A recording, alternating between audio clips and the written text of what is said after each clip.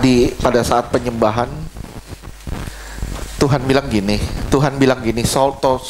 tolong didengar. Tolong didengar. Berapa kali kita retret, Tuhan melatih saya masuk dalam pergumulan. Oke, jemaat menopang. Akhirnya semua bisa berangkat. Nah, yang tahun ini Tuhan bikin berbeda. Tuhan ngelihat kepedulian kalian semua.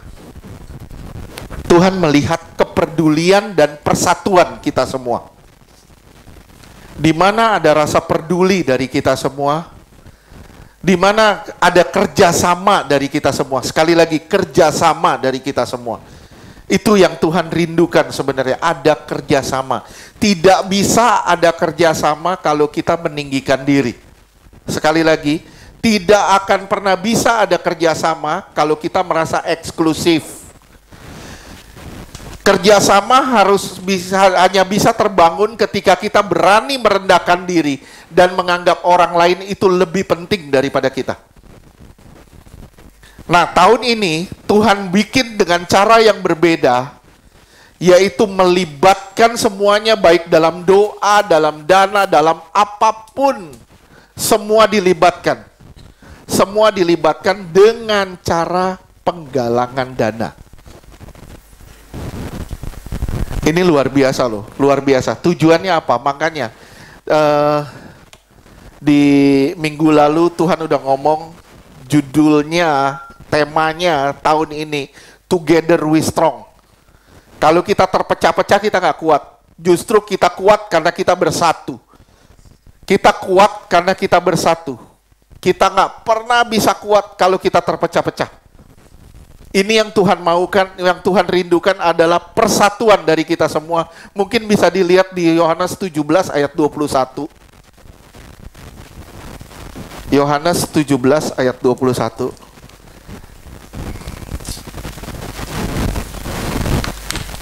Yohanes 17 2:11. Yohanes, bukan Yosua.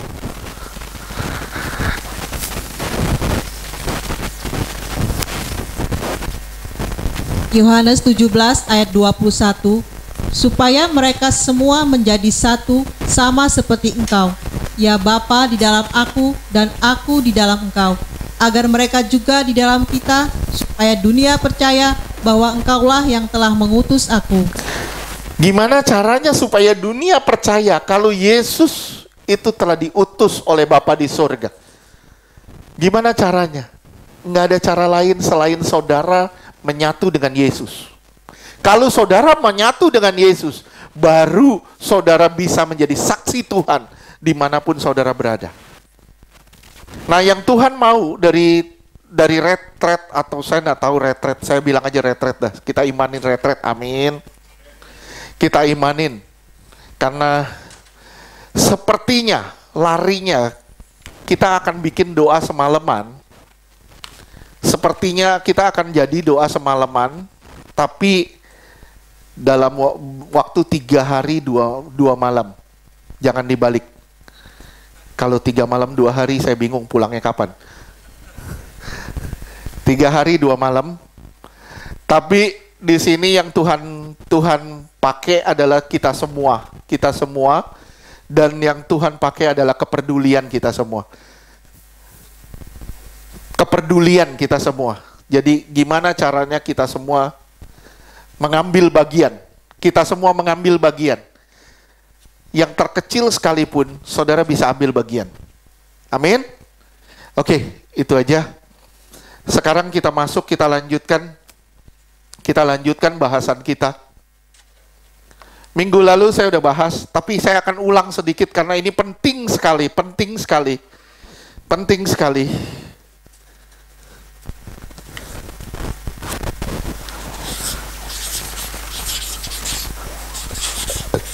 Celah masuk ke roh jahat.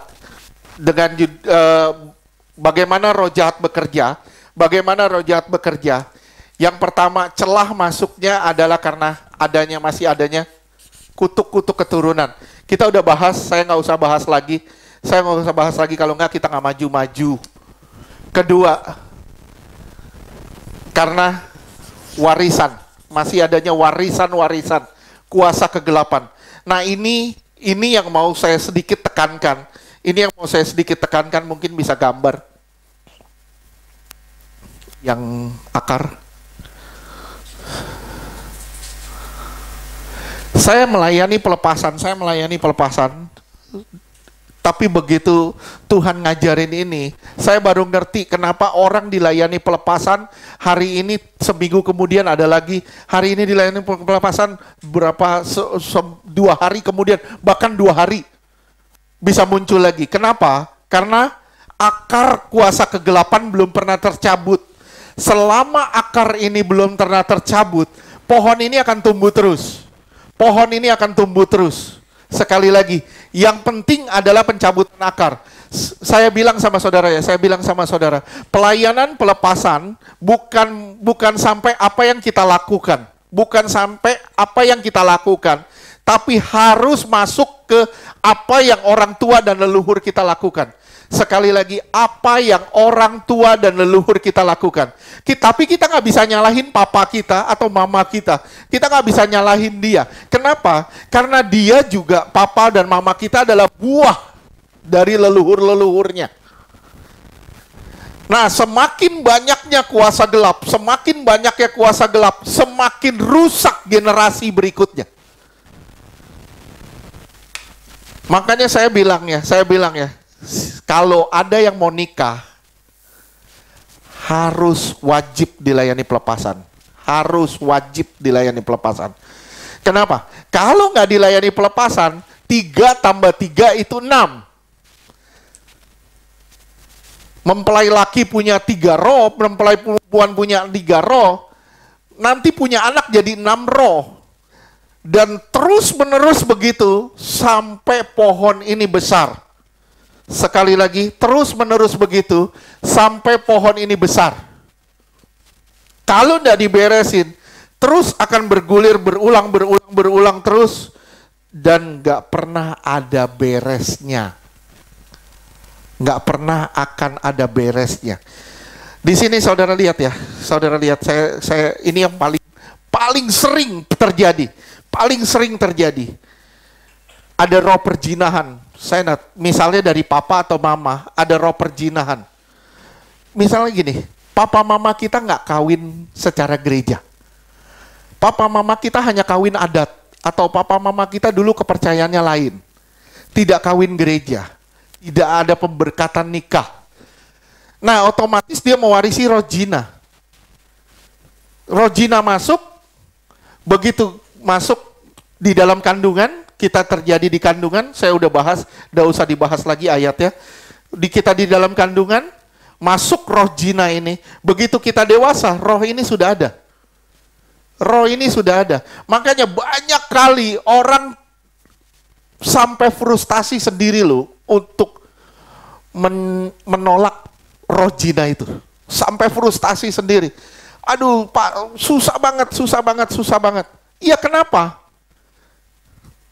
Karena ternyata itu warisan. Saya pernah satu kali saya pernah diundang bikin seminar di satu sekolah teologi. Dan kebetulan itu dosen-dosennya semua datang. Itu menakutkan. Waktu saya datang, pertama saya masuk ruangan, yang nyambut itu S3.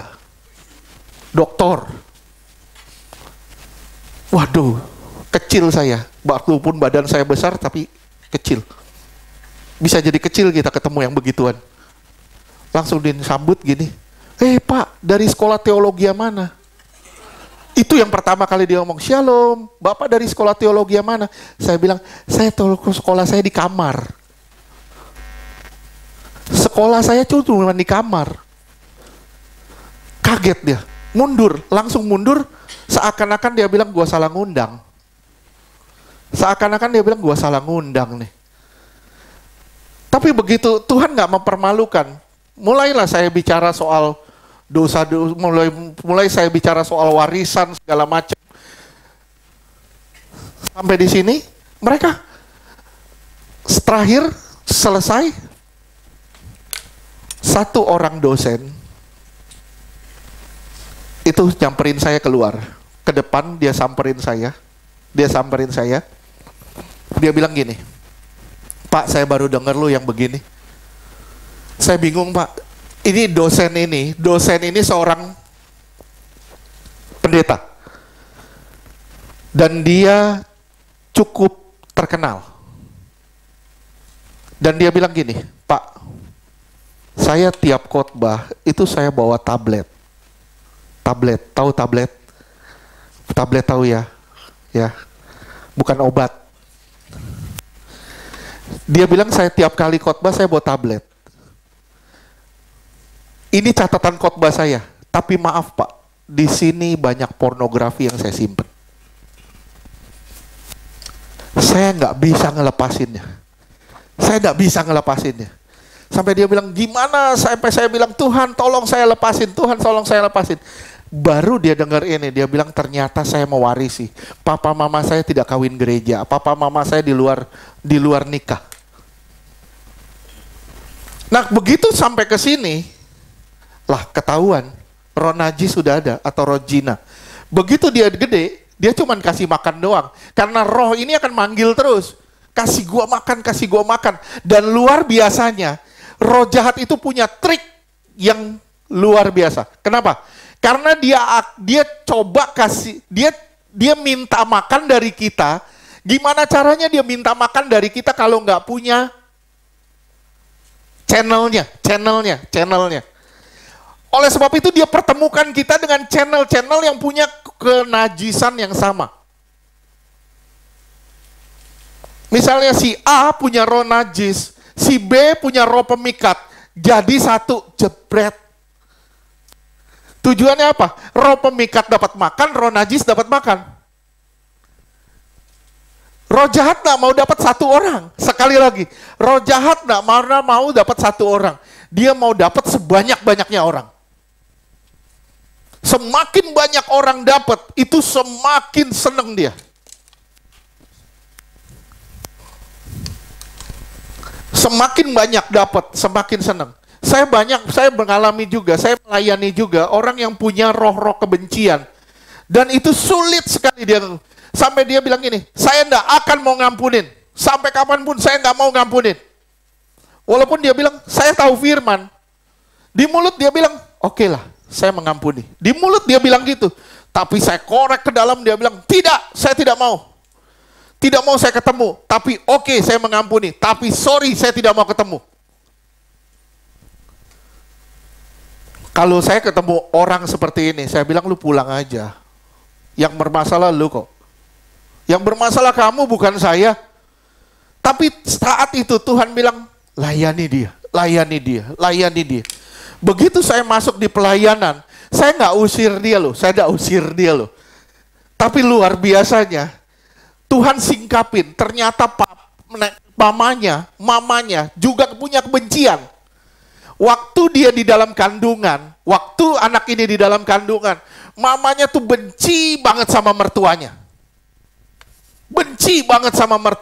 Begitu dia lahir, dia ketemu dengan orang yang bisa membuat dia benci, sakit hati. Susah dia untuk ngampunin, sampai dia bilang nggak bisa ngampunin. Tapi luar biasanya, begitu rohnya diusir, dia mulai ngampunin. Apa yang terjadi? Yang terjadi, sakitnya tiba-tiba disembuhkan. Banyak kali orang tidak menyadari. Banyak kali orang melayani pelepasan, tenggang-tengking selesai. Terus divideoin manifestasi heboh-heboh. Saya bilang itu tidak menyelesaikan masalah. Saya bilang itu tidak menyelesaikan masalah. Pelepasan itu harus sampai ke akar. Bukan hanya di sini atau tebang pohon, itu nggak bisa. Pelepasan itu harus Harus sampai ke apa yang orang tua dan leluhur kita buat. Ini yang namanya roh jahat warisan. Banyak orang tidak menyadari. Banyak orang tidak menyadari yang namanya roh jahat warisan. Dipikir ketika kita sudah bertobat, terima Yesus, selesai. Nggak bisa. Sama kayak kutuk.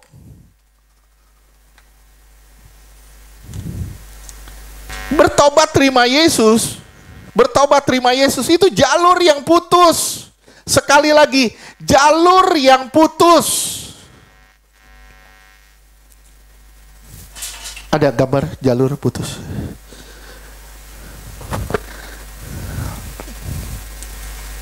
Ya, ini tutup deh.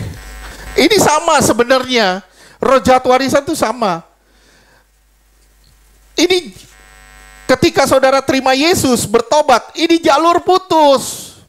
Jalur putus, tapi roh jahat yang sudah masuk ke dalam saudara, ini perlu pelayanan. Nggak bisa cara lain. Ini perlu pelayanan. Ini yang namanya roh jahat warisan. Kembali gambar tadi. Saya melayani, Tuhan izinkan saya melayani orang-orang kena diabetes. Banyak orang bilang itu sakit turunan, Pak. Saya tidak pernah mengimani adanya sakit turunan. Saya tidak pernah mengimani adanya sakit turunan. Kenapa? Karena manusia diciptakan sempurna, segambar serupa dengan Allah. Manusia itu diciptakan ini sempurna seperti Allah. Kalau saya lahir dengan sakit turunan, misalnya saya kena sakit jantung. Saya bilang, saya diciptakan segambar serupa Allah. Allah saya sakit jantung dong. Nggak bisa. Kita diciptakan segambar serupa Allah, artinya tidak ada sakit penyakit turunan. Yang ada cuma roh yang turun. Dan roh yang turun bisa diusir. Sekali lagi, roh yang turun bisa diusir.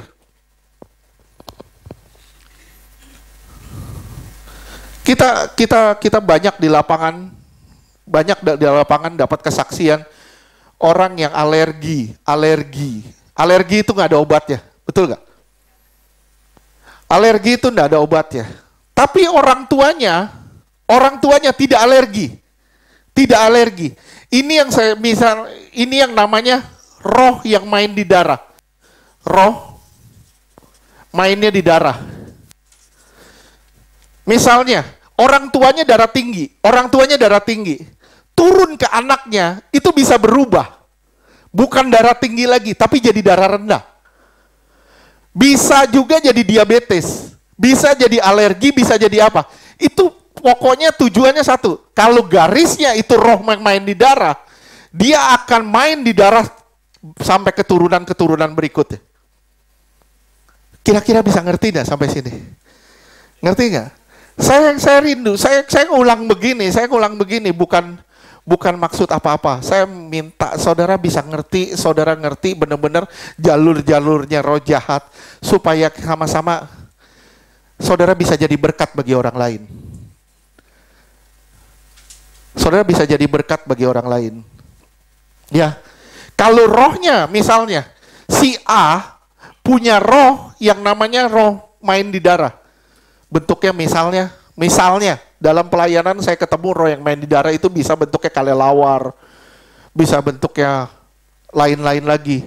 Nah, begitu punya anak, itu bisa tidak, misalnya bapaknya diabetes, bisa tidak diabetes, anaknya tidak diabetes, tapi berubah jadi darah tinggi. Jadi itu satu jalur atau satu gen. Gitu, nggak harus selalu darah tinggi, tapi kebanyakan jadinya begitu darah tinggi, tapi nggak harus. Tapi biasanya larinya mirip ke situ-situ. Nah, kalau ada orang punya roh kebencian, sekali lagi, kalau punya roh benci, susah banget orang ngampunin, susah banget berdamai, susah banget Susah banget. Biasanya dia memiliki roh benci. Dari mana? Ya mungkin dari leluhurnya. Nah, orang ini butuh pertolongan. Iya, butuh pertolongan. Semakin ada roh jahat, semakin sulit engkau berdamai. Saya ulang sekali lagi ya. Semakin ada roh jahat, semakin sulit engkau berdamai dan semakin sensi engkau.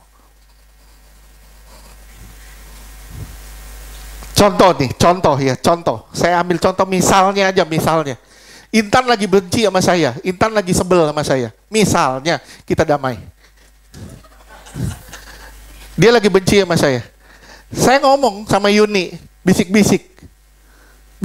Padahal yang saya ngomong, Milu berapa duit?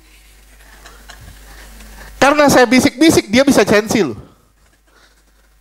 Itu kerjaan roh jahat begitu. Tujuannya apa? Curiga terus.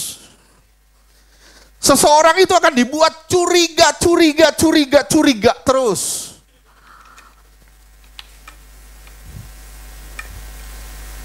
Ya, oke. Sebenarnya ada yang saya mau ulang nih sedikit. Ada yang mau saya review sedikit. Apa sih indikasi? Tapi nanti bingung ya. Nanti bingung nggak? Enggak ya. Di otak saya ada, soalnya saya takut lupa. Apa indikasinya seseorang itu butuh pelepasan? Ada yang bisa jawab nggak?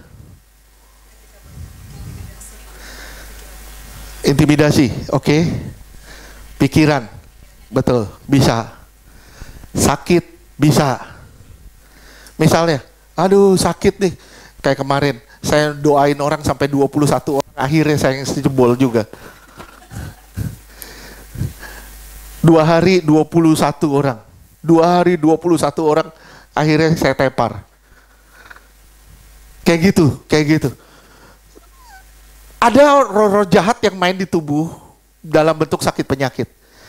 Oke. Ada yang main di pikiran, jadi pikiran aneh. Saya bilang sama teman-teman nih, saya bilang gini, kalau pikiran kita udah mulai aneh-aneh, ya, kita butuh pelepasan. Kalau kita nggak pelepasan, kita jadi aneh beneran. Betul, jadi aneh kita. Jadi sensi, jadi curigaan, jadi ini, jadi itu.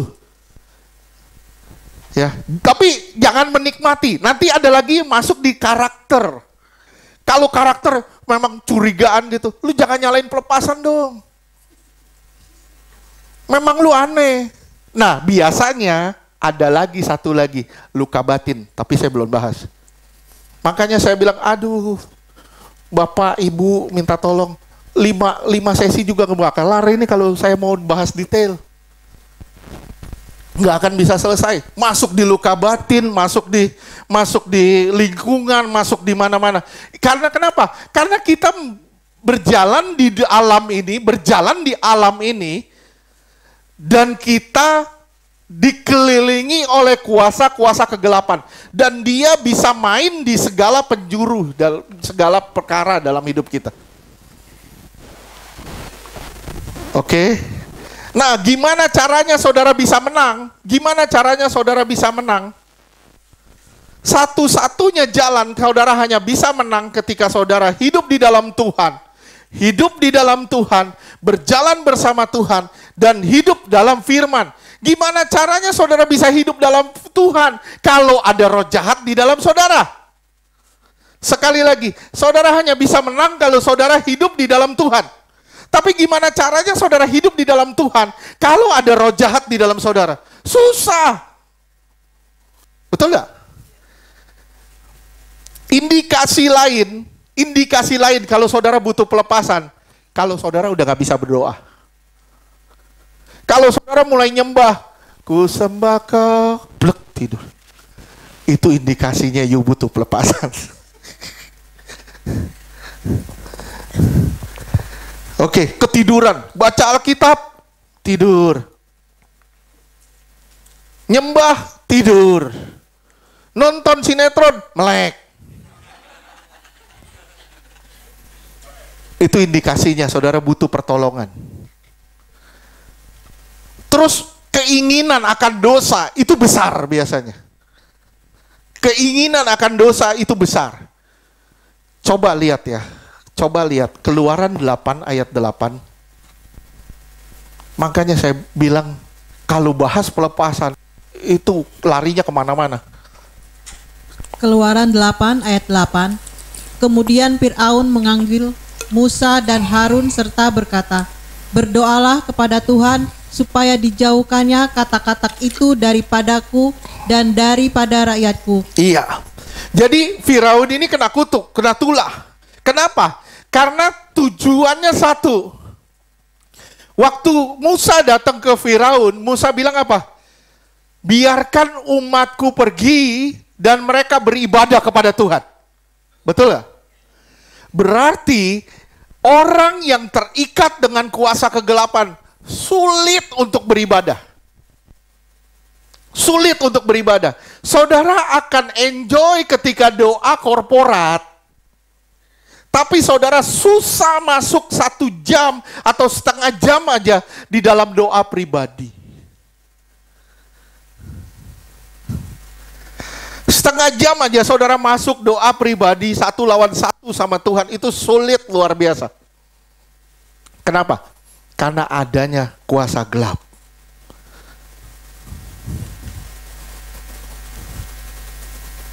Kemarin saya ngalamin. Sulit banget berdoa pagi. Sampai saya bilang, aduh Ker, saya ketiduran.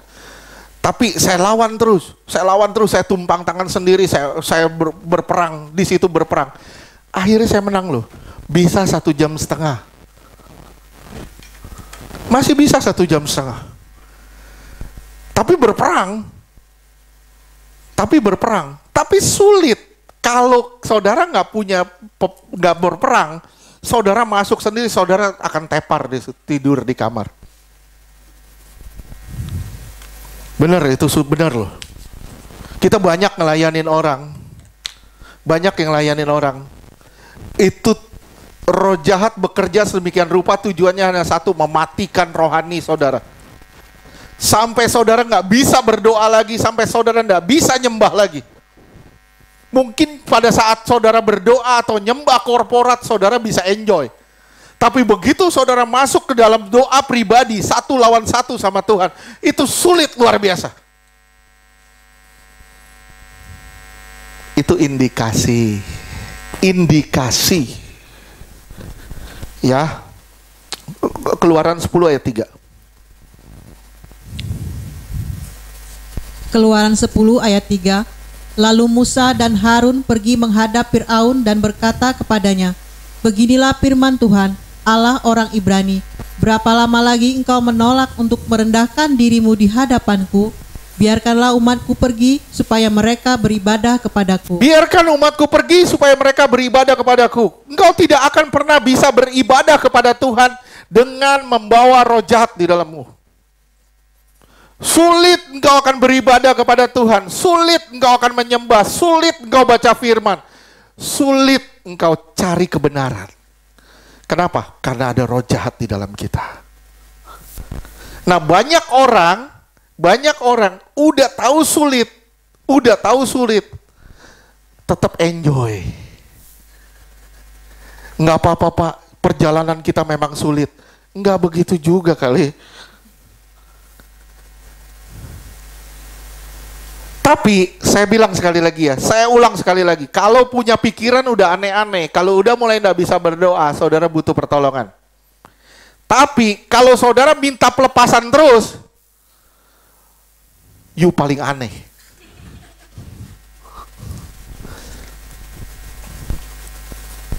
Kami di Iktus, walaupun kami melayani pelepasan di Iktus, tapi kami rutin 3 bulan sekali itu pelepasan. 3 bulan sekali. Kami rutin pelepasan. Kenapa? Kita tahu kok kita butuh pertolongan satu sama lain. Kita pekerjaan tim. 3 bulan sekali saya. Wah, 3 bulan. Itu rata-rata ya, range-nya itu 3 bulan. Kalau seminggu sekali pelepasan, kita nggak bertumbuh artinya. 3 3 bulan, range-nya itu 3 bulan. Nah, roh jahat kalau ada di dalam seseorang itu sulit banget untuk bertumbuh. Sulit banget bertumbuh. Waduh, udah mulai begini nih. Udah mulai baperan nih. Udah mulai salah-salahan nih. Udah mulai ini. Itu butuh pertolongan tuh. Itu butuh pertolongan. Tapi gak sadar, doain sampai dia sadar. Kalau belum sadar juga gimana? Colek.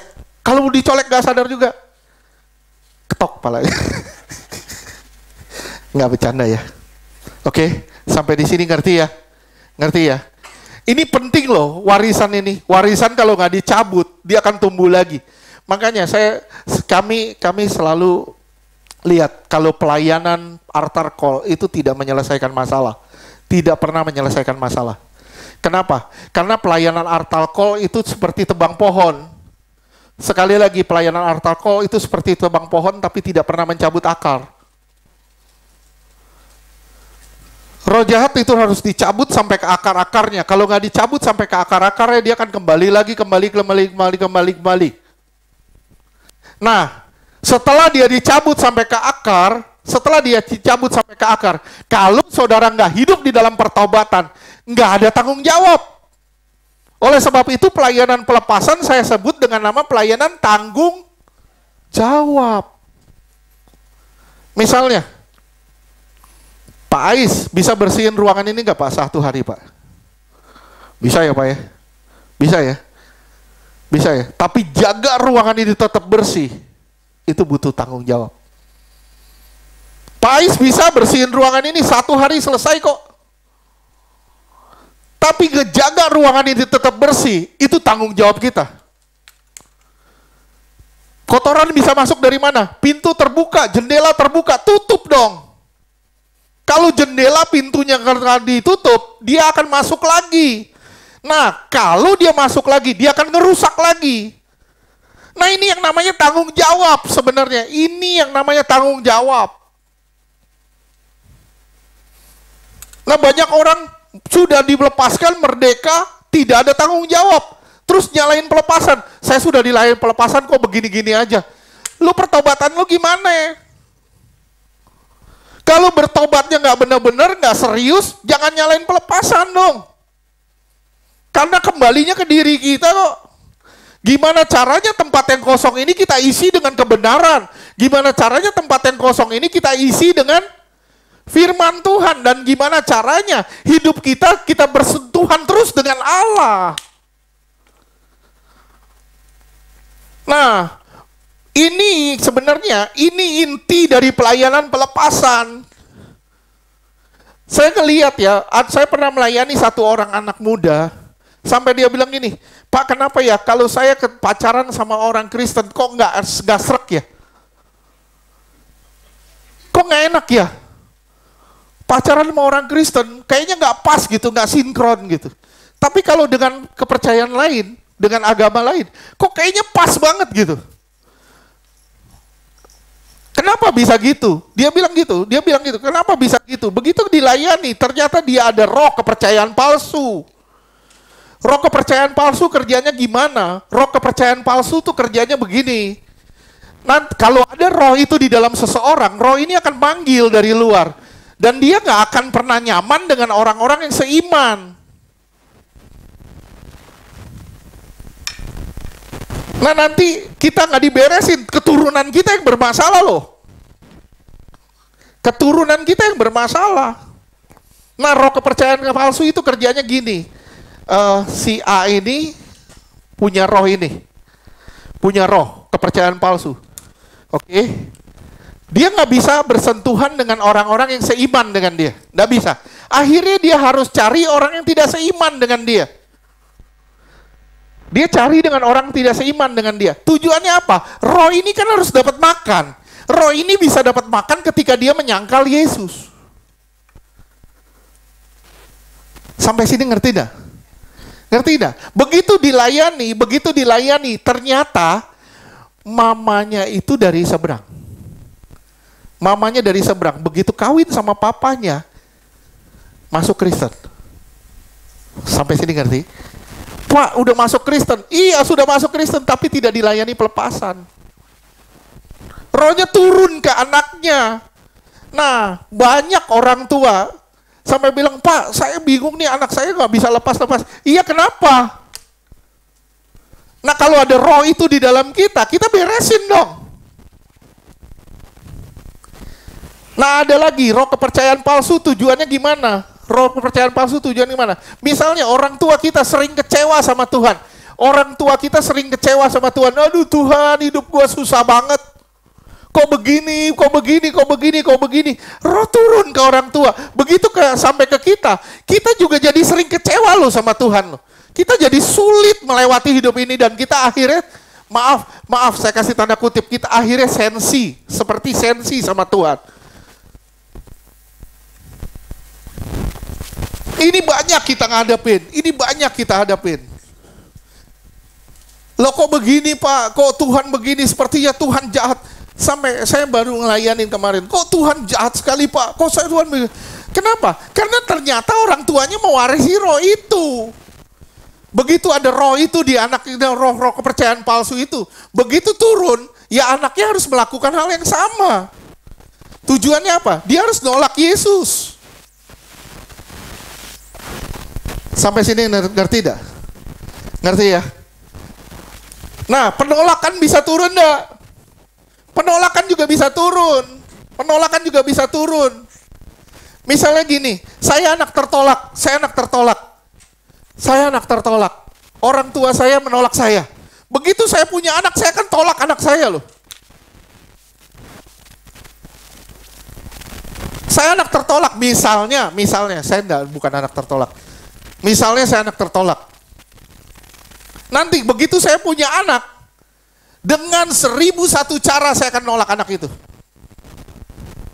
Anak ini brengsek, anak ini begini. Dan ketika saya tertolak, saya mewarisi roh yang namanya roh keras kepala dan pemberontakan.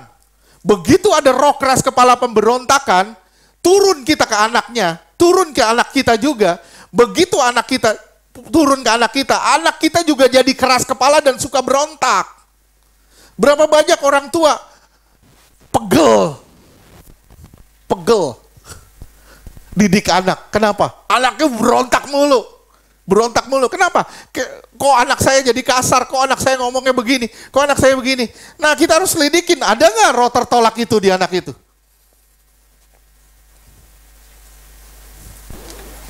Ya, saya nggak akan larut di sini deh. Nanti di sini ada adat istiadat. Kalau orang tua kita terlibat dengan adat istiadat, nanti lihat, begitu kita kawin juga kita harus terlibat dengan adat istiadat. Ini larinya ke situ semua. Kalau ada roh-roh bela diri, misalnya roh kekerasan, orang tua kita punya roh kekerasan. Begitu ke kita, ya kita juga jadi keras. Saya pernah melayani, ini gak apa-apa deh, saya kasih kesaksian. Saya pernah melayani satu orang anak. Tingginya 198, beratnya 130. Sepatunya nomor 48. Itu tangannya, itu kayak jahe merah tuh, gede-gede. Gede anak ini, dan anak ini seorang pelayan Tuhan. Dia seorang pemain drum di gereja. Bisa bayangin enggak? Begitu saya melayani dia, saya bilang gede juga nih. Ntar kalau manifestasi gimana nih?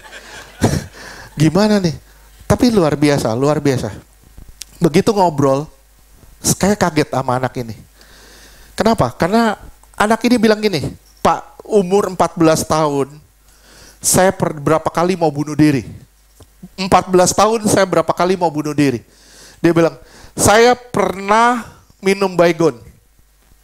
Satu gelas saya minum Baygon. Saya minum begitu aja, tidak ada rasanya Pak. Seperti angin aja, seperti minum air putih biasa. Minum Baygon. Dia bilang, wah palsu nih Baygon. Dia pergi ke Indomaret, dia beli 1 liter. Dia minum, gak apa-apa loh. Gak apa-apa, tapi jangan coba ya. Don't try this at home. Dia minum, itu gak apa-apa. Kemudian Berikutnya dia berantem lagi sama orang tuanya, dia ribut lagi sama orang tuanya. Dia minum lagi spiritus.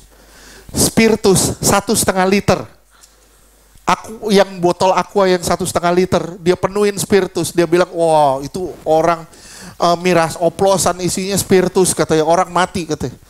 Dia minum itu 1,5 liter, nggak mati loh, nggak mati. Terus dia minum lagi sabun Lifebuoy, dia minum sabun Lifebuoy autan dia minum. Dia cuman muntah pada saat minum sabun Lifebuoy karena wangi banget. Dia bilang muntah pak, kenapa? Wangi pak, nggak kuat wanginya. Dia cuman muntah minum itu. Saya bilang waduh ini anak gimana nih. Terus terakhir dia bilang gini, terakhir saya bingung pak, saya mau mati gimana caranya saya nggak bisa. Saya potong nadi saya. Dia potong nadinya, terbuka, luka terbuka. Dia liatin nutup sendiri, dan dia kasih lihat bekasnya. Dia kasih lihat bekas potongannya. Belum selesai saya melayani dia, saya turun ke bawah. Saya ngobrol sama istri saya lagi ngobrol sama mamanya. Biasa kalau di iktus kan saudara tahu ya, cowok sama cowok, cewek sama cewek. Ya, ngobrol lah dia. Istri saya ngobrol, saya dengerin aja di pojok. Terus satu kata dari mamanya ngomong begini, papa saya punya ilmu kebal. Jadi kakeknya itu punya ilmu kebal. Kakeknya punya ilmu kebal. Terus saya langsung tanya dong, waktu kakeknya meninggal, si A ini masih hidup, si ini ada gak? Udah ada belum? Dia bilang, papa saya meninggal, ini udah belum lahir pak. Papanya meninggal, anak ini belum lahir.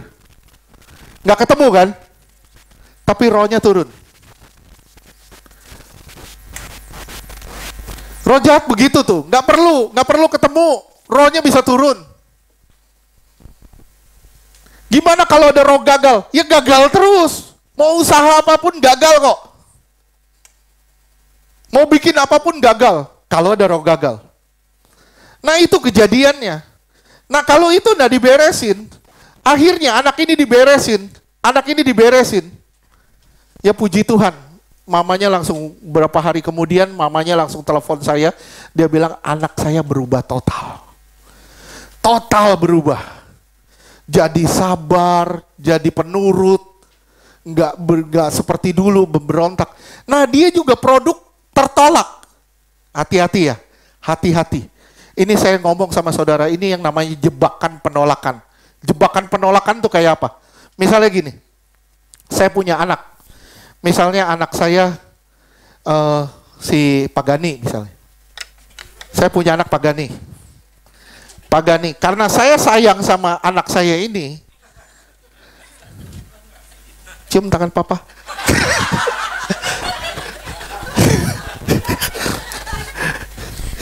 Karena saya sayang anak saya ini saya mau sekolahin ke tempat yang paling bagus. Paling bagus. Seharusnya kalau saya orang tua, saya tanya, kamu mau nggak sekolah di sana, nak? Orang tua kan enggak, seringkali ngambil keputusan sepihak. Kamu sekolah di sana ya, kamu nanti begini, kamu sekolah di sana, kamu akan harus jadi orang gini. Emang sekarang belum orang, Pak?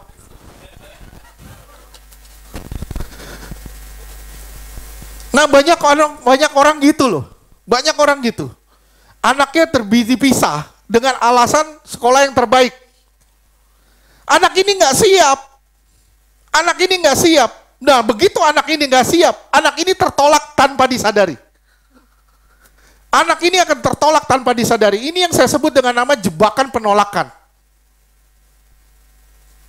Nah tanpa disadar, ternyata mamanya juga anak tertolak.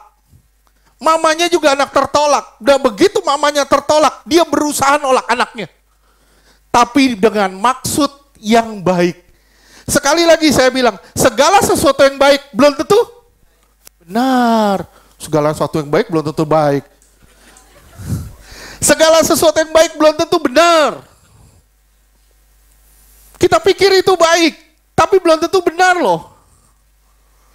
Kenapa? Anak ini belum siap untuk dipisah sama orang tuanya.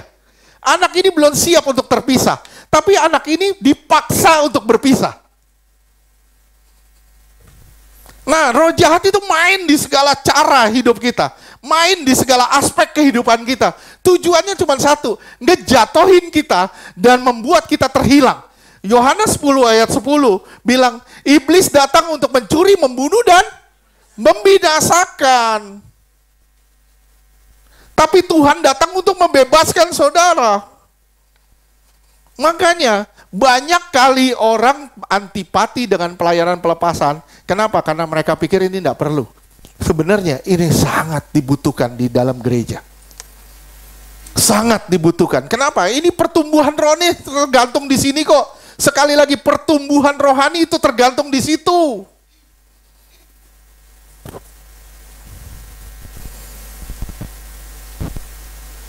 Kesembuhan juga bisa tergantung di situ.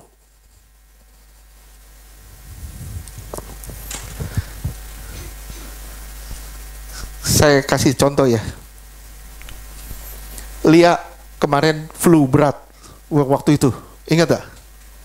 Badannya panas. Badannya panas. Waduh, udah gimana? Telepon. Layani pelepasan. Sorenya turun lah. Minum obat ya? Nggak minum obat, turun loh panasnya. Langsung turun dan langsung stop flu-nya. Ini fakta. Pelepasan itu sebenarnya sangat dibutuhkan. Tapi banyak orang bilang, wah, roh jahat dalam diri orang percaya. Wah, itu mah isapan jempol. Tipu, nggak ada. Itu kamuflase. Nggak bisa. Kenyataan itu fakta. Pelepasan itu ada. Dan sangat diperlukan. Oke, yang kedua warisan. Sampai di sini warisan udah jelas? Ada yang mau ditanya? Nggak usah. Yang ketiga, dosa.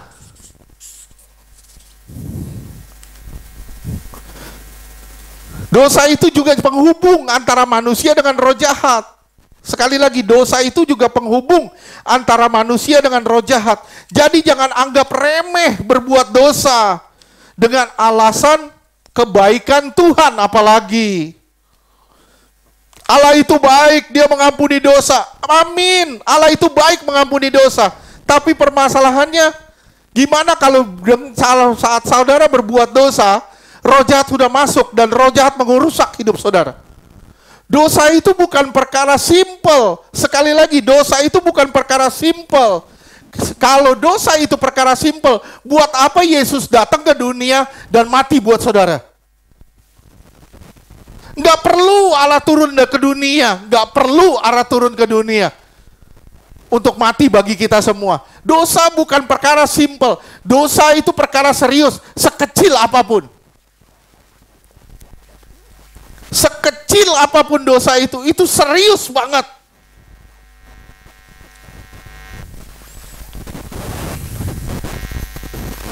Oke, minggu lalu saya udah jelasin mengenai, jangan lihat-lihat jam, saya jadi stres. Minggu lalu saya udah jelasin ya, dosa bukan hanya terjadi pada saat ada hawa nafsu di dalam kita, betul? Tapi ada juga kesempatan. Ada juga kesempatan. Ketika kesempatan itu ada, ini pancingan sebenarnya. Ini pancingan sebenarnya. Ketika ada kesempatan. Nah, iblis paling jago mancing kesempatan-kesempatan itu. Sekali lagi, iblis paling jago mancing kesempatan itu. Supaya apa? Supaya kita jatuh dan berbuat dosa. Roma 6 ayat 18 sampai dengan 23.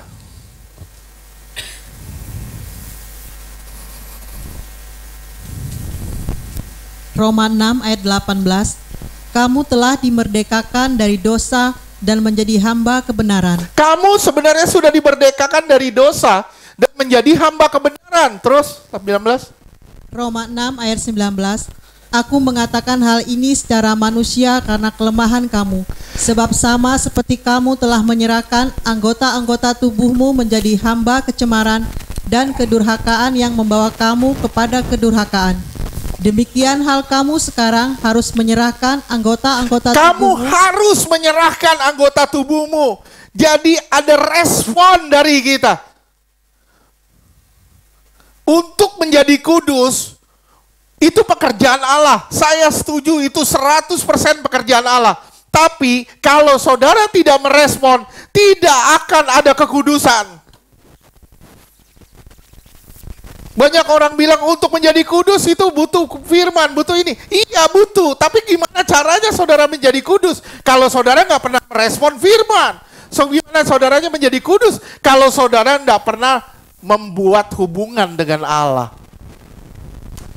Oke. Terus? Menjadi hamba kebenaran yang membawa kamu kepada pengudusan. Membawa kamu kepada pengudusan. Kamu udah kudus belum? Belum, kamu sedang dibawa pada kekudusan. Gimana caranya kamu dibawa pada kekudusan? Gimana caranya kamu dibawa pada kekudusan? Salah satu caranya, kamu harus dilepaskan. Oke. Sulit. Kalau ada roh jahat untuk jadi kudus itu sulit banget. Nah, kita dulu hamba kecemaran. Kita menyerahkan anggota tubuh kita jadi cemar. Tapi sekarang kita harus menyerahkan tubuh kita menjadi hamba kebenaran. Terus berikutnya. Roma 6 ayat 20. Sebab waktu kamu hamba dosa, kamu bebas dari kebenaran. Kamu bebas dari kebenaran. Sekarang kamu jadi hamba kebenaran, artinya kamu terikat dengan kebenaran. Gimana caranya kamu menjadi hamba kebenaran, tapi kamu tidak mengikatkan diri dengan kebenaran? Gimana caranya kamu menjadi hamba kebenaran, tapi kamu tidak hidup di dalam kebenaran? Terus lanjutkan. Roma 6 ayat 21. Dan buah apakah yang kamu petik daripadanya? Buah apa sih yang kamu petik daripadanya ketika kamu hidup cemar? Buah apa yang kamu bisa petik di situ? Terus? Semuanya itu menyebabkan kamu merasa malu sekarang. Semuanya itu cuma bikin kamu malu doang.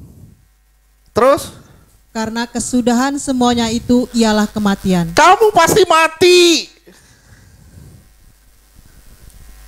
Bisa nggak saudara kaitin sekarang dengan pelayanan pelepasan? Bisa nggak? Tadi saya bilang, gimana caranya saudara jadi kudus kalau saudara terikat dengan kecemaran, dengan dosa?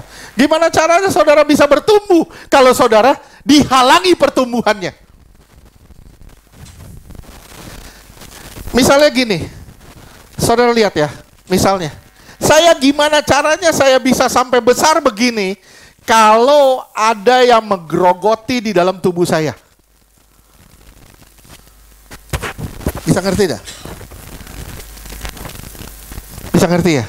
Gimana caranya saya jadi langsing begini? Kalau saya ada penyakit di dalam tubuh saya. Nggak bisa, saudara nggak akan bisa jadi besar. Saudara nggak akan bisa bertumbuh secara maksimal. Bisa ngerti nggak? Saudara nggak akan bisa bertumbuh secara maksimal kalau saudara ada roh jahat. Seharusnya sampai hari ini saudara sudah sampai di titik, misalnya perhentian Cilebut misalnya. Misalnya, saudara sudah sampai di Cilebut, tapi karena adanya roh jahat, saudara masih sampai di Juanda. Saudara nggak maju-maju, kenapa? Karena ada kerusakan di dalam hidup saudara. Bisa ngerti ya? Saya coba kasih contoh dengan perkara-perkara yang simple sebenarnya. Oke, terus lanjutkan. Roma 6 ayat 22. Tetapi sekarang setelah kamu dimerdekakan dari dosa dan setelah kamu menjadi hamba Allah, kamu beroleh buah yang membawa kamu kepada pengudusan. Iya, buahnya itu kamu dibawa pada pengudusan, tapi kamu harus dimerdekakan dulu dari dosa. Kamu nggak lagi dibelenggu oleh kuasa dosa terus. Dan sebagai kesudahannya ialah hidup yang Baru kamu dapat hidup yang kekal. Terus 23. Roma 6 ayat 23. Sebab upah dosa ialah maut, tetapi karunia Allah ialah hidup yang kekal dalam Kristus Yesus Tuhan kita. Upah dosa sampai kapanpun upah dosa itu maut. Bisa bayangin kalau saudara masih hidup dalam dosa, bisa bayangin kalau saudara masih hidup dalam dosa dan hari Tuhan datang.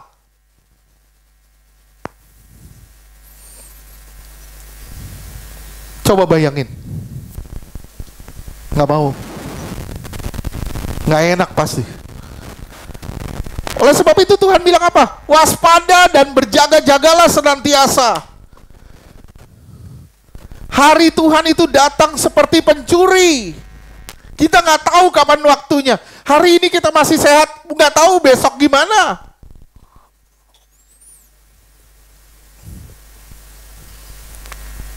Oleh sebab itu perlu pemberesan demi pemberesan.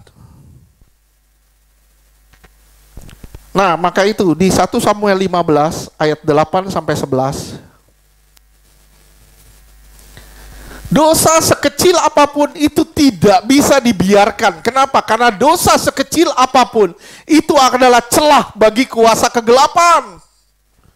Sekali lagi, dosa sekecil apapun tidak bisa dibiarkan. Karena dosa sekecil apapun itu celah bagi kuasa gelap. Terus? 1 Samuel 15 ayat 8. Agag, raja orang Amalek, ditangkapnya hidup-hidup, tetapi segenap rakyatnya ditumpasnya dengan mata pedang. Terus? 1 Samuel 15 ayat 9. Tetapi Saul dan rakyat itu menyelamatkan Agag dan kambing domba, dan lembu-lembu yang terbaik dan tambun, pula anak domba dan segala yang berharga. Tidak mau mereka menumpasnya semua itu. Tetapi segala hewan yang tidak berharga dan yang buruk, itulah yang ditumpas mereka. Iya, terus 10. 1 Samuel 15 ayat 10. Lalu datanglah firman Tuhan kepada Samuel demikian. Terus 11. 1 Samuel 15 ayat 11. Aku menyesal. Aku menyesal. Kenapa? Karena aku telah menjadikan Saul raja. Karena aku telah menjadikan Saul raja. Kenapa Tuhan menyesal menjadikan Saul raja? Karena dia toleransi dengan dosa. Amalek melambangkan dosa. Tuhan menyesal menjadikan Saul raja karena dia toleransi dengan dosa. Jangan sampai Tuhan menyesal memilih saudara karena saudara toleransi dengan dosa. Mungkin saudara dengar saya, saudara bilang, waduh Pak, Bapak kalau ngomong keras. Iya, satu, saya main di bidang pelepasan. Tuhan kasih saya karunia pelepasan. Jadi saya lihat tidak ada tawar-menawar soal dosa. Bagaimana caranya roh jahat itu masuk dan merusak hidup orang. Bagaimana caranya roh jahat mengayak hidup saudara. Sampai saudara nggak bisa bernapas lagi. Tuhan mau saya ngomong ini supaya saudara jadi pemenang. Saudara benar-benar harus antipati sama dosa. Sekecil apapun itu terus. Sebab ia telah berbalik daripada aku dan tidak melaksanakan firmanku. Maka sakit hatilah Samuel dan ia berseru-seru kepada Tuhan semalam-malaman. Percuma, dia berseru semalam-malaman gak akan bisa. Kenapa? Karena Tuhan telah mundur daripadanya. Satu dosa saudara biarkan, saudara akan hilang perasaan Tuhan loh, sedikit-sedikit loh. Sedikit-sedikit saudara menghampiri dosa. Sedikit-sedikit saudara menghampiri dosa. Saudara akan semakin hari semakin jauh dari Tuhan tanpa saudara sadar. Amin gak? Saya gambarin gini. Ini Tuhan, ini dosa. Tambah saudara hampiri ini, tambah saudara hampiri ini, tambah jauh saudara dari Tuhan. Saudara bertobat, saudara kembali ke titik ini. Saudara bikin lagi, saudara tambah jauh lagi. Lama-lama saudara akan kehilangan perasaan Tuhan. Percaya deh. Lambat laun saudara bikin dosa, lambat laun, sedikit-sedikit saudara bikin dosa, sedikit-sedikit. Tapi Pak, Tuhan bereskan. Tuhan mengasihi saudara, tapi pertumbuhan rohani itu tanggung jawab kita juga. Sekali lagi, pertumbuhan rohani itu tanggung jawab kita juga. Terus Samuel nangis, udah cukup. Samuel sampai nangis jerit-jerit, Saul sampai nangis jerit-jerit, nggak bisa. Kenapa? Kalau Tuhan sudah mundur, lu mau bikin apa?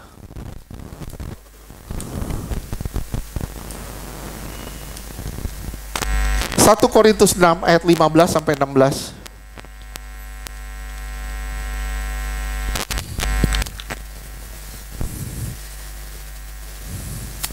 1 Korintus 6 ayat 15. Tidak tahukah kamu bahwa tubuhmu adalah anggota Kristus? Anggota Kristus, terus? Akan kuambilkah anggota Kristus untuk menyerahkannya kepada percabulan? Iya, terus? Sekali-kali tidak. Sekali-kali tidak, ayat 16. 1 Korintus 6 ayat 16. Aku tidak tahukah kamu? Atau tidak tahukah kamu, terus? Bahwa siapa yang mengikatkan dirinya pada perempuan cabul? Siapa mengikatkan diri pada perempuan cabul, terus? Menjadi satu tubuh. Menjadi satu tubuh dengan dia, terus? Sebab demikianlah kata Nas, keduanya akan menjadi satu daging. Keduanya akan menjadi satu daging. Saudara terlibat dalam pornografi. Maaf, saya bilang saudara terlibat dengan pornografi. Saudara menjadi satu daging dengan itu, perempuan cabul itu.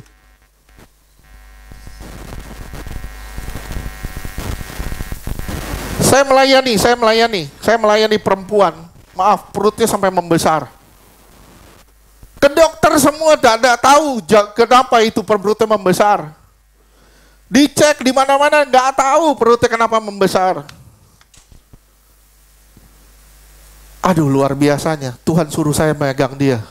Tuhan suruh saya ngomong sama dia. Tuhan bilang gini, dia masturbasi.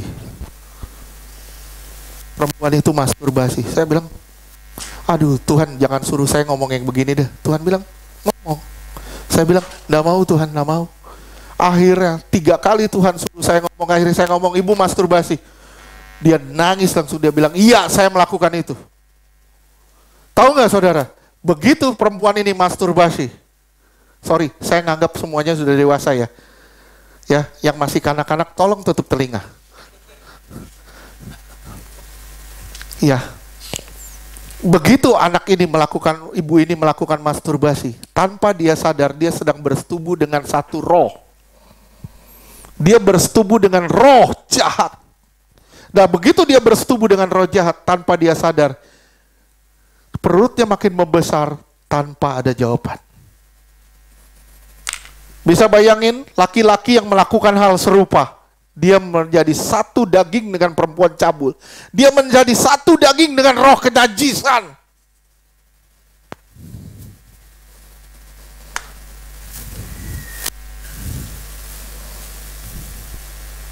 Nah kan mukanya udah mulai tegak. Ini kenyataan, ini fakta dan Tuhan kasih saya, Tuhan hadapin saya. 3 orang berturut-turut melakukan itu. Sampai saya bilang, Tuhan yang ini Tuhan nggak mau, saya tolak. Diam, pulang dia. Datang lagi. Ini kalau Tuhan pakai begini. Kalau saya nolak, datang lagi orang kedua. Orang yang melakukan hal yang sama. Saya tolak lagi, itu akan datang orang ketiga. Nah datanglah orang ketiga, baru saya berani ngomong.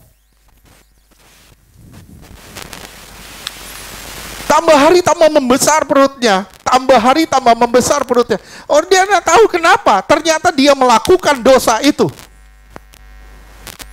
Saudara sadar nggak? Tuh jelas ya dibilang ya. Siapapun yang mengikat dirinya dengan perempuan cabul, saudara nonton pornografi, saudara terlibat dengan percabulan, saudara menjadi satu daging dengan dia. Satu daging dengan roh jahat. Saudara diikat, dikekang sama roh jahat. Dan sulit untuk dilepas. Kita pernah melayani di Jawa Tengah waktu itu, di Jawa Tengah. Ini seorang gembala. Dia terikat banget dengan internet. Terikat banget dengan internet. Sampai kita bilang, saya tolak internet. Kita ngomong, kita sembari tumpang tangan, saya tolak internet. Dia nggak bisa loh. Saya tolak in. Nggak bisa ngomong internet.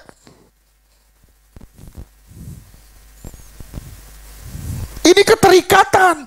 Nah, saya belum masuk di, saya belum masuk di penyangkalan nasar, saya belum masuk di sakit hati, saya belum masuk di luka batin, saya belum masuk, waduh banyak PR-nya. Saya bilang, Tuhan tolong deh, supaya 6 seri aja deh kalau bisa selesai. Tapi saya yakin nggak bisa selesai. Saya berusaha secepat mungkin. Kenapa? Karena ini banyak contoh. Saya tadi ngobrol sama Ibu Filida. Orang kleptomania. Contohnya, ini saya lari lagi deh. Orang kleptomania dari mana? Jujur, saya bilang, saya belum pernah melayani orang kleptomania.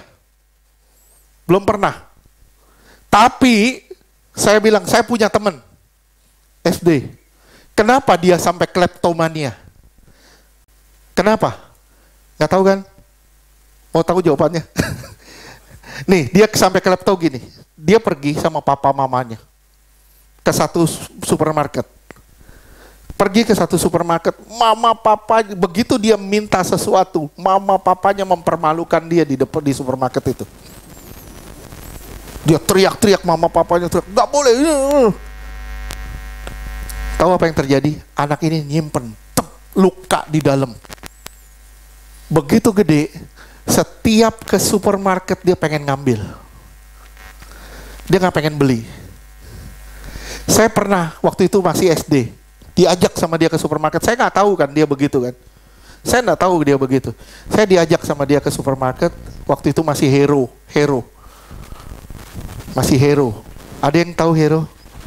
Udah pada lahir ya? Dulu masih Hero namanya. Tiba-tiba sampai di depan, saya pikir, oh udah mau keluar. Saya dicegat sama keamanan. Saya masih SD, masih kecil. Saya dicegat keamanan. Lah kenapa? Ternyata teman saya udah nyuri. Dulu saya nggak ngerti kenapa. Ternyata begitu saya, kebetulan dia teman baik saya dan tetangga saya. Saya lihat kehidupannya, ternyata dari situ. Jadi kalau saudara punya anak, tolaklah dengan bijaksana.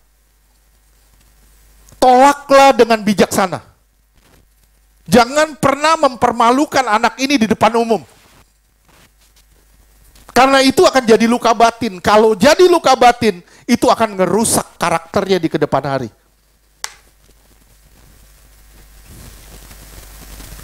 Tuh kan. Makanya kalau kita bahas pelepasan sebenarnya seru banget. Seru. Oke. Terus kita lanjutkan. Yakobus 1 ayat 20. Ini saya yakin semua sudah tahu. Ini saya yakin semua udah tahu. Tapi semua suka belaga tidak tahu. Terus? Yakobus 1 ayat 20. Sebab amarah manusia tidak mengerjakan kebenaran di hadapan Allah. Saudara marah-marah, saudara nggak benar di hadapan Allah. Walaupun saudara bilang saya benar. Saudara marah, tetap lu nggak benar. Jelas firman Tuhan, sebab amarah manusia tidak mengerjakan kebenaran di hadapan Allah. Wow, mau marah kayak apapun juga benar.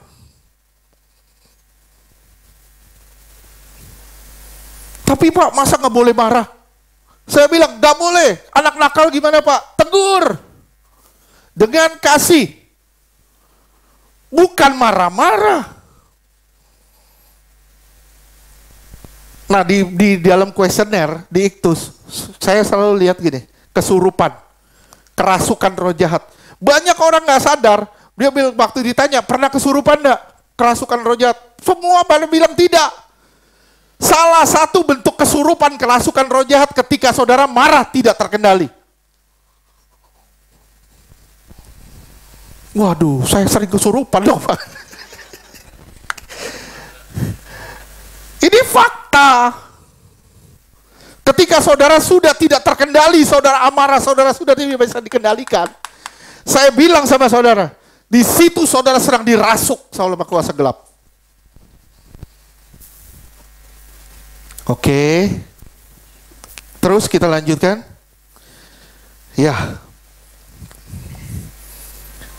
Yakobus 1 ayat 14. Yakobus 1 ayat 14. Tetapi tiap-tiap orang dicobai oleh keinginannya sendiri. Terus? Karena ia diseret dan dipikat olehnya. Dia diseret dan dipikat oleh keinginannya sendiri. Hati-hati dengan keinginan kita sendiri. Karena keinginan kita sendiri itu bangkit dari ego. Dan ketika ego itu bangkit, kita mau apa yang kita mau. Kita gak pusing dengan kehendak Allah. Kalau saya bilang saudara cari Allah, bukan saudara cari, oh mukanya kayak apa ya, saudara berdoa, oh dia jenggotan, oh gini. Bukan itu maknanya. Saudara cari Allah adalah saudara cari kehendaknya.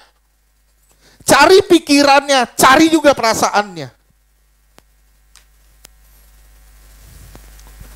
Kalau saudara bisa dapat pikiran dan perasaannya, saudara bisa dapat Allahnya. Kalau saudara nggak dapat pikirannya, nggak dapat perasaannya, saudara belum bersentuhan dengan Allah. Sampai sini ngerti dah? Ngerti gak? Saya dorong saudara supaya saudara membangun hubungan dengan Allah, supaya saudara tahu kehendak Allah.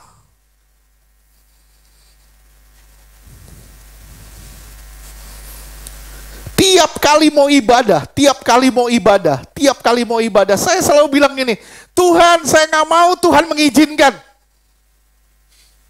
Tapi saya minta sama Tuhan, bukan Tuhan mengizinkan. Tapi inilah kehendak Tuhan dan Tuhan mau kita ibadah. Kalau sekedar mengizinkan, itu ada kehendak kita. Tapi kalau Tuhan yang mau, kehendak kita mati. Walaupun tidak enak dan tidak nyaman, tetap itu baik buat kita. Amin. Mazmur 4 ayat 5. Hari ini kita terus, satu kurang seperempat. Mazmur 4 ayat 5. Persembahkanlah korban yang benar dan percayalah kepada Tuhan. Turun satu. Mazmur 4 ayat 4. Biarlah kamu marah, tetapi jangan berbuat dosa. Iya, terus gimana caranya supaya marah tapi tidak berdosa? Gimana caranya? Terus berkata-katalah. Diam aja di tempat tidurmu, nggak usah ngomong apa-apa. Lebih sukar menutup mulut kita. Lebih sukar menutup mulut kita. Jauh lebih sukar dari apapun. Kenapa? Karena ketika kita bisa nguasain mulut kita, kita bisa nguasain hidup kita. Yakobus bilang gitu. Ketika engkau bisa menguasai lidahmu, engkau bisa menguasai seluruh tubuhmu. Ya, oke. Dosa. Kita lanjut aja deh, cepet deh. Ini saya tidak akan selesai, tapi saya masuk di sini penyangkalan nasar.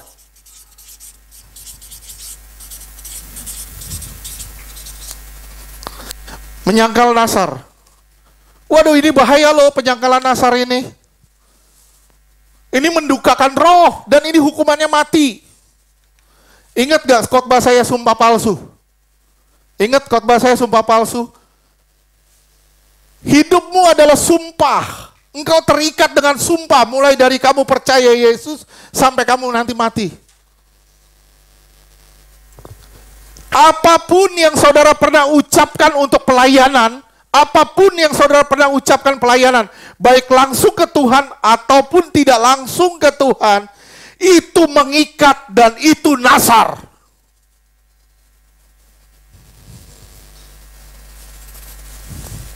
Saudara tidak melakukan, mati hukumannya.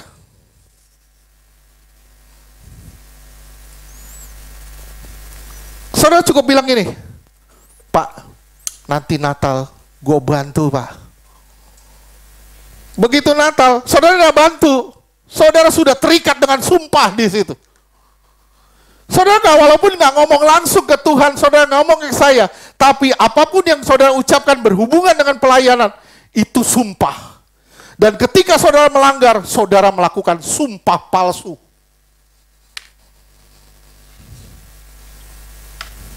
Serem nggak? Berapa banyak kita hidup dalam sumpah palsu?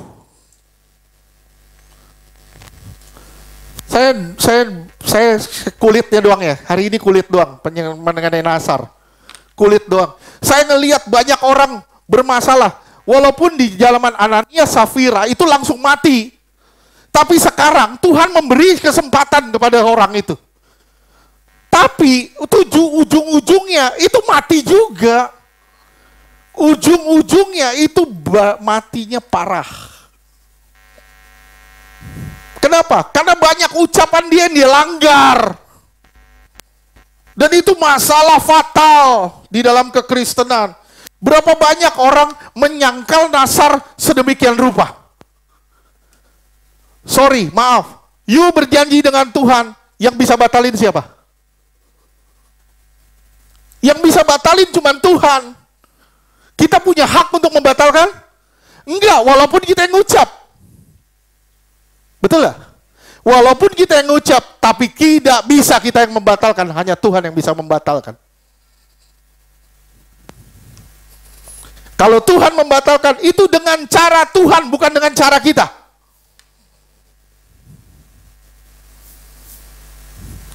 Hei istri, tunduklah pada suami. Istri gak mau tunduk sama suami. Itu penyangkalan Nasar.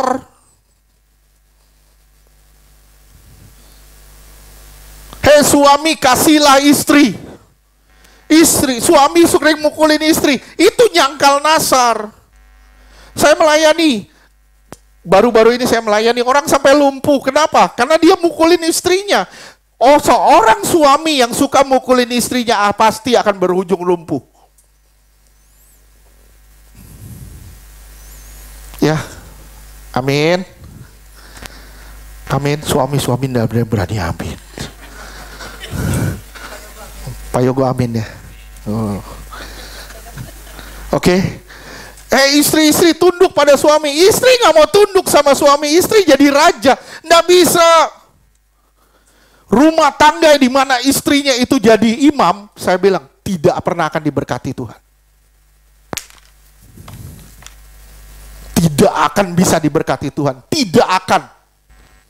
Selama istri tidak tunduk pada suami, tidak akan ada berkat Tuhan di situ. Betul. Percaya deh. Saya udah ketemu 9.000 orang.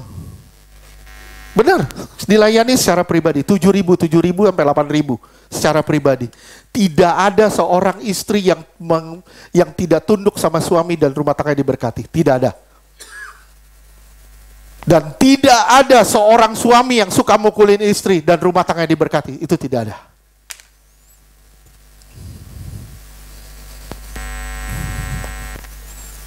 Oke, sampai sini mengerti. Ini penyangkalan Nasar. Minggu depan kita kupas penyangkalan Nasar lebih detail lagi. Ya, amin. Saya berharap ini besok minggu kelima. Jujur ini kalau saya bilang ini masih sangat panjang. Perjalanan kita masih jauh. Belum kita masuk di transfer media. Transfer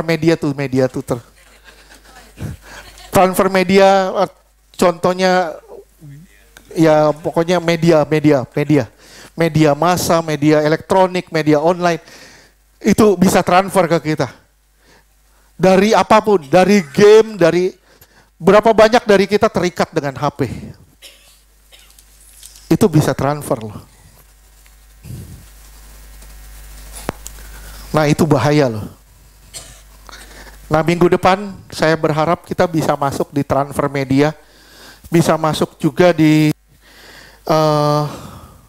pengaruh lingkungan. Saya nggak pede minggu depan kita bisa masuk di luka batin lagi. Tapi kita berusaha lah minggu depan pokoknya kita usahain yang terbaik deh. Tuhan maunya gimana? Saya berharap kita bisa sama-sama belajar di sini supaya kita benar-benar antipati sama dosa. Sekecil apapun itu. Dosa bukan untuk dinikmati. Dosa itu untuk diperangi. Ketika dosa itu jadi kenikmatan kita, maka kenikmatan akan Allah itu hilang. Amin. Oke. Amin. Tuhan berkati.